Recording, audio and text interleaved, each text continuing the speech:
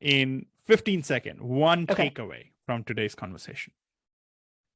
Qualitative research is more important than ever. AI does not replace it, and in fact, it will increasingly need what it is that people are doing who are on this call today. And the most important thing we can do is make sure we stay the course and say humanity deserves the attention that UX research has to offer. It's core to anything we're going to do that's meaningful.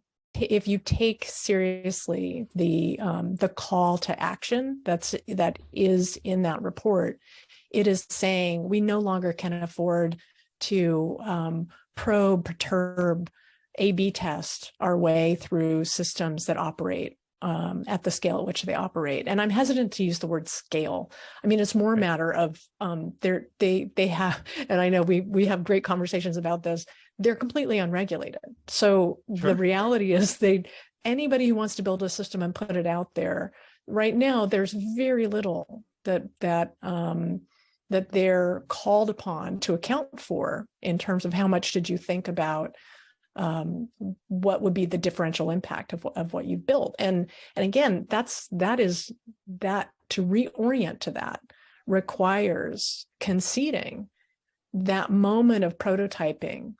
There is already embedded in there a set of assumptions that have to be qualitatively interrogated. Like there isn't, and there is, I think that the fun thing is like, there is a way to do this. We all, this is who's on this call is like, you can qualitatively analyze, rigorously understand a question that you're posing that you think technology is going to answer, and start with that. Like you can start with like, what is the presumed question? To do that, you've got to get a crew of people together who are the subject matter experts who can help identify those assumptions. But it's the exciting thing to me is like, we haven't even started trying this yet. I mean, it's, and I'm curious what happens when we let go what is ostensibly the power of not having to ask somebody's opinion, not validating it as expertise that, we don't have. Like,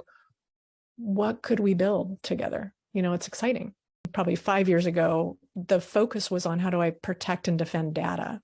How do I keep data de-identified as a way of protecting people?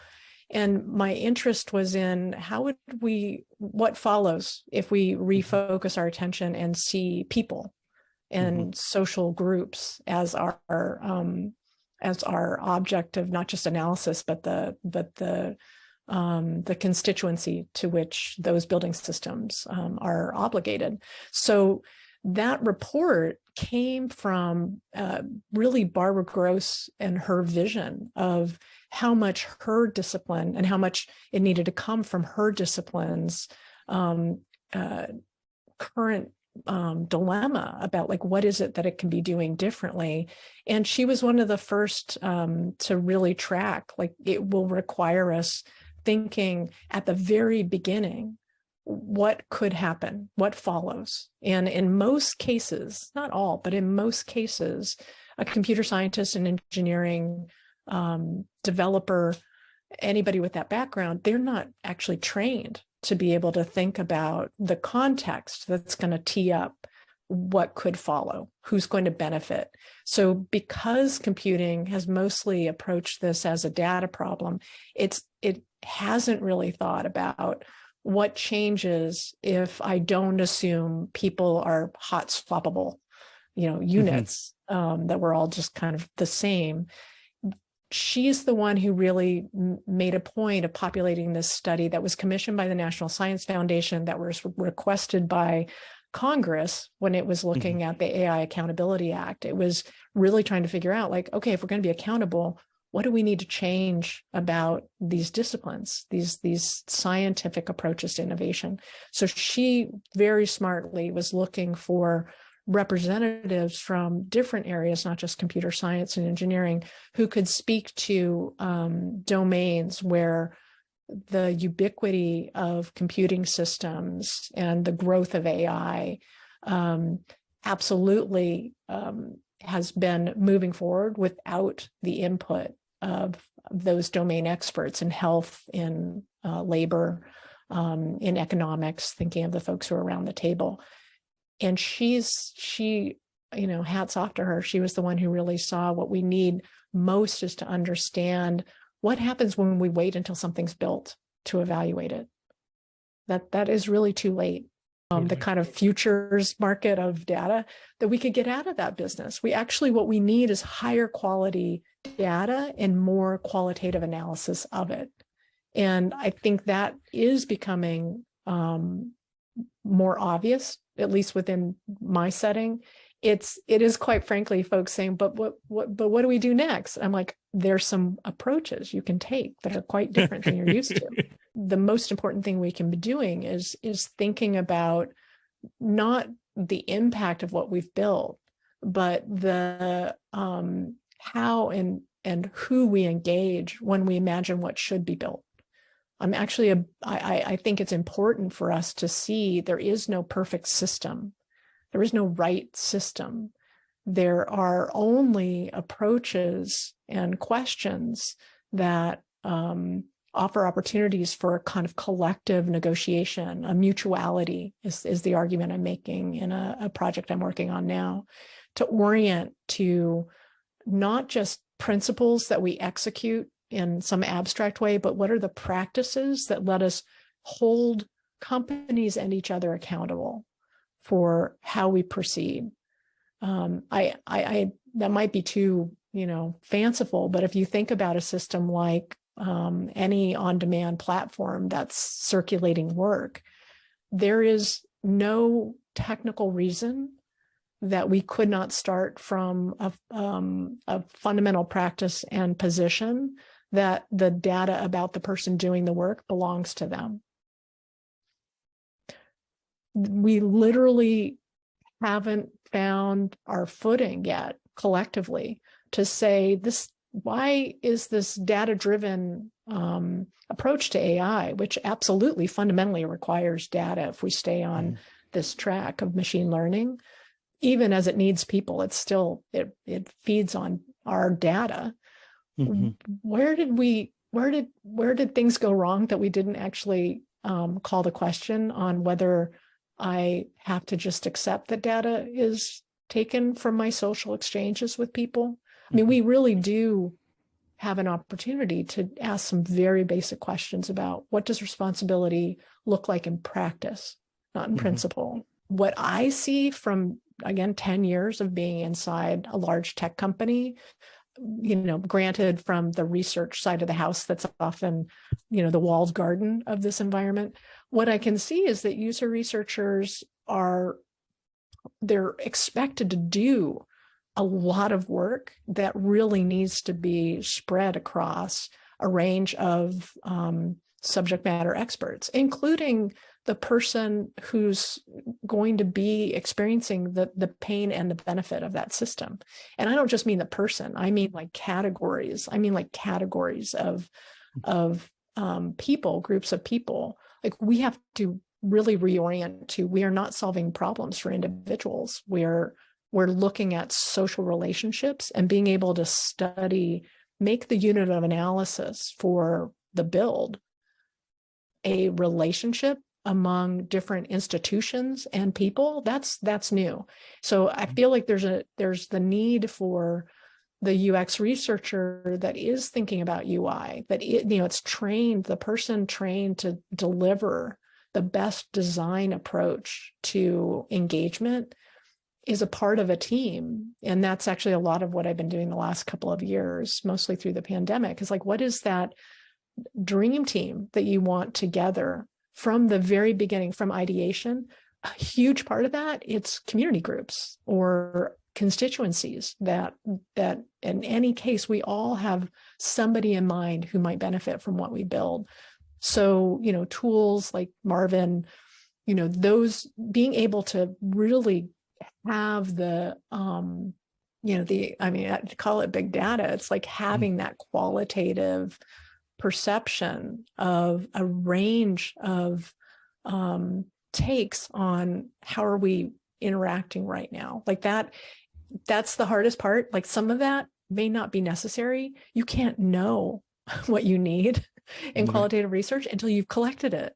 And Right. so unlike telemetry, that's just kind of like, big gobs of things and you can kind of sort through it. Qualitative work, we all know, like it's about the collection, so you can go back and see what seems maybe in the moment negligible turns out to be incredibly important. And that team approach to doing that,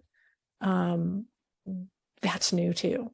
UX researchers are in the best position to manage the relationships and the data collection. That to me looks much more like anthropology. The big, the thing I hope, and I know there are a couple of anthropologists on this call, the thing I hope is that the frameworks and the methodologies familiar to anthropology, qualitative sociology that tend to stay really siloed in those disciplines, that those disciplines start informing HCI, other design approaches, but in a really rigorous way. Because I think right now we have this disconnect between UX researchers coming out of a range of fields or disciplines, often self-taught in terms of managing what is the real meat and potatoes of UX work, which is talking with people, taking in what they're saying, being able to bring interpretation and analysis to, kind of squaring what a group of different people are saying. That, that methodology, it has traditions within disciplines that can bring more to the table than has necessarily been there.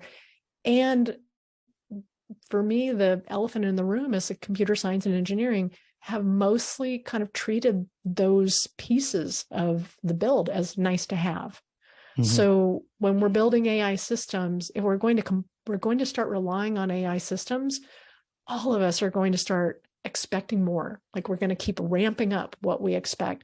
There's no way to develop AI to be able to deliver more effectively and most importantly with accuracy that people will depend on. In medicine, like think about where it's going to get applied. Like we're going to rely on that. It means we're going to need more investigation, constantly updating adjustments, like thinking, okay, why doesn't it work in this situation? Why not in that situation? So probably the toughest thing is most of our examples of autonomous systems were focused on cars, which is, not a good example of what AI will look like when it's introduced into our social exchanges, right? So I think that's the thing. Think about how much we're going to need UX research because we're talking about our social lives. It's not a car on a built track trying to figure out, will sunlight hit there or here? Like that's barely predictable. People are not predictable. We're pretty whimsical. What role do digital technologies and their reach play in our day-to-day experience of life, work, play, sleep? So it's seeing the shift from that being fairly peripheral in the early aughts, early 2000s, to that being, again, taken for granted as just how you share information, get information, how you communicate. And it's tough to track that's not happening individual to individual. That's happening at a societal scale. That's an interesting and challenging thing to study. So most of my work has been thinking there's a great deal of responsibility that should be attached to building systems that are also social exchange, in the same way that we may think governance of any kind is something that requires a collective decision making, right? So, my interest is thinking about the responsibilities that come with, across, and the agreements we're making that come across all of these systems, both the ones, the companies, the people that design these systems, sell these systems, but also each of us, like what are our responsibilities to each other? I mean, we haven't really asked that question.